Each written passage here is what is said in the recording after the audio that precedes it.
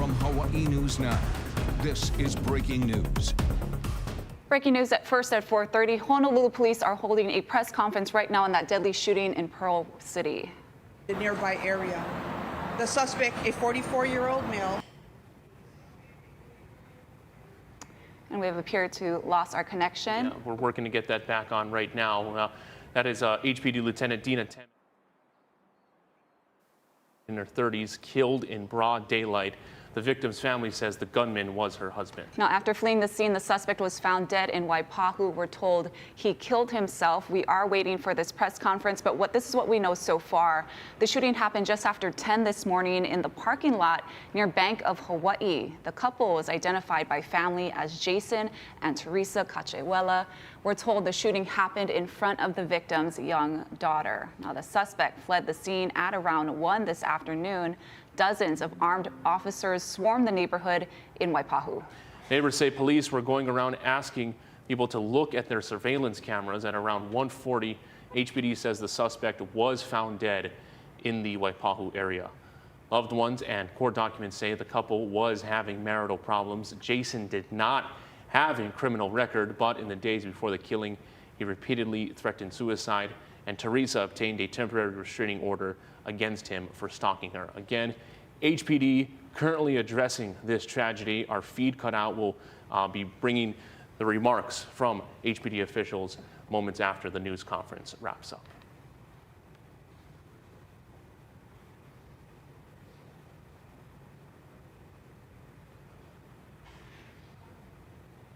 Again, that is moments away. In the meantime, stay with Hawaii News Now for more on this story. HPD is addressing that, bring it to you live on air and online.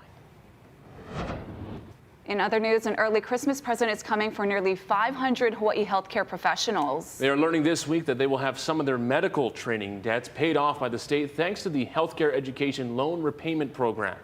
Daryl Huff has the story. If I didn't have this loan repayment, and I've thought about leaving just so I could go to places where it's cheaper to live, and work in federally qualified health centers. Dr. John Miselides has been practicing for 20 years in Hawaii. He's eligible for $50,000 in debt repayment over the next 2 years. He got to thank the governor in person today. So I had $250,000 in debt, which I whittled down a little bit, but it's still pretty considerable. So very grateful. He's one of 500 medical professionals, including nurses, technicians, counselors, and social workers, who will share $11.8 million this year with hundreds of pending applications for the next $23 million more. It just exploded in interest. We're hearing from all over the country, people that want to come back, people who were trained here, who grew up here, who already are here. The amount each gets depends on where they practice and the need for their specialty. So this year, mental health practitioners were emphasized. In fact, I think the mental health providers outnumber the primary care providers, which is great. One of the priorities from the get-go was to not just address the shortage, but also address the focus of our healthcare system. And then we look if you're half-time, if you're full-time, if you're urban, if you're rural, if you're primary care, behavioral health, and so it's done one by one. All but 10 of the first awardees are already practicing in Hawaii. The goal is to keep them here. We lose people every day. And one doctor lost is so hard to replace in many areas. This will encourage people to stay. It'll allow them to have a decent life instead of having this chronic source of stress and worry and financial burden. If you're looking for an example of how long this debt can hang around, Governor Green said today he paid the last installment of his student debt. Reporting from the state capitol, Daryl Huff, Hawaii News Now. Well, about an hour and a half, trucks will begin hauling rolls of plastic liner to the Maui wildfire debris dump site in Olowalu. The county is issuing a noise warning as crews will be welding the liner together every night from 6 p.m. to 6 a.m. through January 11th. The Olowalu dump site, which will hold burned vehicles, ash, contaminated soil, and other materials, is a temporary site. There are 8 other sites being considered as a permanent location. The family of a woman killed by a drunk driver in 2020 is reminding drivers to make smart choices this holiday season. It's been 3 years since 21-year-old Azalea Park was killed by a drunk driver in Halawa. Park was crossing the street near Aloha Stadium to see the holiday lights when she was hit in a crosswalk. Tomorrow, her family is sign waving to share their message: drive safe, drive sober. It feels like forever since I've seen her. And sometimes it still feels like yesterday that it happened. It's still very painful. Just know that there's always options. You don't have to get behind the wheel. Now, they'll be at the intersection of Kahua Pa'ani and Ala'ali'i Street in Halawa tomorrow, starting at 4. The family has since created Safe Ride Hawaii, a rideshare service that gets you and your car home safely. And aloha, everybody. I want to give you a quick look at our warnings map across the state. The only thing that we have up right now is small craft advisories just south of Maui County and the Big Island. Earlier this week, we were seeing flood warnings. However, that is not the case going forward throughout the rest of today. Giving you a quick look at our first alert radar and satellite, we still have some moisture that's impacting the state, but you see it's over parts of Maui County and the Big Island, and even some rainfall over near Oahu along the Ko'olau. But notice this is a lot less moisture, a lot less rainfall than what we saw yesterday and Wednesday when we had the very heavy rainfall coming down. Transitioning a little bit, we've got our surf and shoreline forecast up right now. North-facing shores, west, south, and east-facing shores as well are on the decline as we're going into Saturday morning. However, that's not going to last for very long. We're seeing 7 to 10 foot waves on north-facing shores as we go into Saturday morning.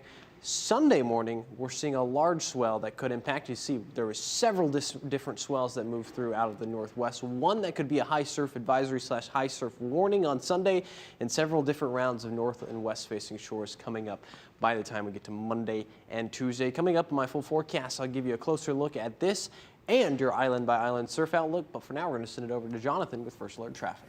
Well, the good news to tell you about is not much traffic to contend with right now, and also it's pretty dry today. Look at the H1, H2 interchange right there. The flow is extremely nice for this Aloha Friday. Let's get to our flow maps right now. No real big problems to tell you about getting out of town. A little bit of red, though, coming into town by the H1 Middle Street merge right there. But look at this. Moanalua Freeway, the H1 Viaduct merging together, and we have all green, which is kind of a switch for this time of the day. We have 3 incidents kind of stacked up all together right here. H1 westbound exit to the Moanalua Freeway northbound, also on Kamehameha Highway northbound on Acacia Road, and then the last one at Kamehameha and Waihona, not causing all too many of the types, although those 3 in a row. Nothing in Mililani and Wahiawa. They have a plane looking pretty clear, and getting out to Kapolei and Kalaikoloa and going into Nanakuli, looking very nice for this Aloha Friday. Your drive times look like this for tonight. Just 29 minutes to Mililani, 29 to Kapolei, and get this, Nanakuli, only 41 minutes. So enjoy yourself for a change on this Aloha Friday. First Alert Traffic here on Hawaii News Now. Mark Ash, back to you. Thank you very much, Jonathan.